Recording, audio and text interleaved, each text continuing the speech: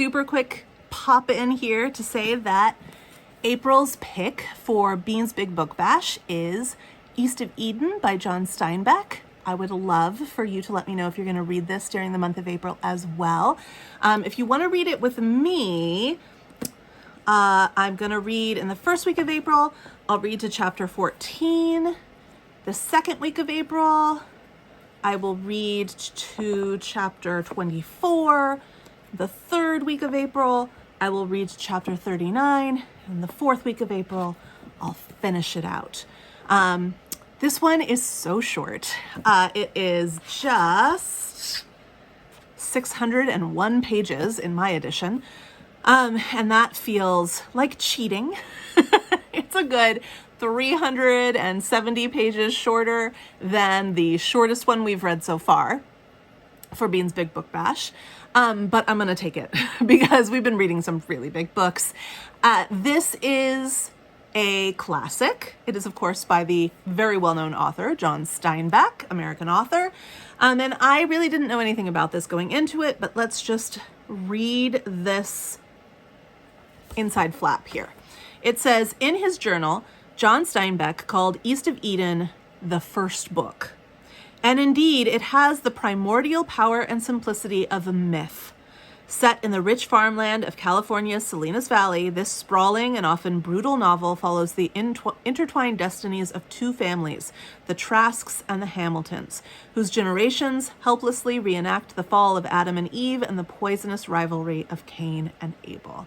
I'm going to stop reading there. First off, if you saw my TBR video, you know that I love finding biblical allusions in books, so I'm super excited about that aspect of this book. John Steinbeck never lets me down in that regard. We have to read about 40 pages, 30 or 40 pages a day for at least 5 days in a week to get through the book on time. I don't think it's going to be a problem, especially in light of all the books that I've been reading so far for Bean's Big Book Bash. I have put up a set of supplemental materials for us on the link tree, which I will link down below here. It's also linked in my Bookstagram account. Every week, of course, on a Friday, I will post one of 4 prompts to participate in or comment on my Instagram account having to do with that week's section of the book. I have read and actually taught a lot of Steinbeck, but I have never read, believe it or not, East of Eden. This book intrigues me on a personal level, as I am also from California. I do not live there now. I'm a transplant elsewhere, but I was born there and raised there, and I feel sometimes very Californian. So I know that I always kind of pull out my Californian when I read Steinbeck. So that's something that I'm looking forward to and a little bit apprehensive about as well. But it also intrigues me on a personal level because I remember my grandmother having this book on her nightstand. And I love my grandmother. She's passed away years ago, but I love her very much and I respect her opinion. And I do believe that this was one of her favorite books. I know it was one of her favorite movies with James Dean. I've never seen it. I've never seen the movie, and I plan on watching it after I finish reading the book, because I do think that I will finish it long before I'm supposed to, because it's only 600 pages, people.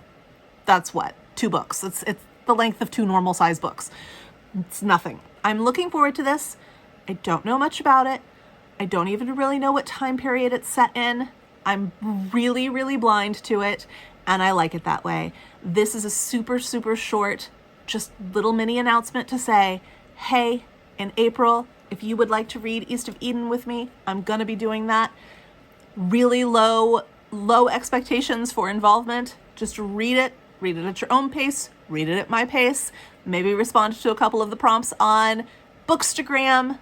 I'm there as Chicky Bean Loves Books, just like I am here. My name is Jenna. You can use my name. You can call me Chicky Bean.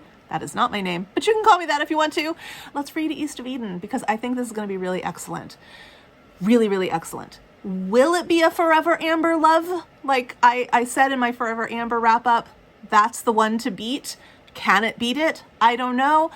We'll find out. It certainly has stood the test of time. Let me know if you're reading it, and I will see you around. Let's go read it.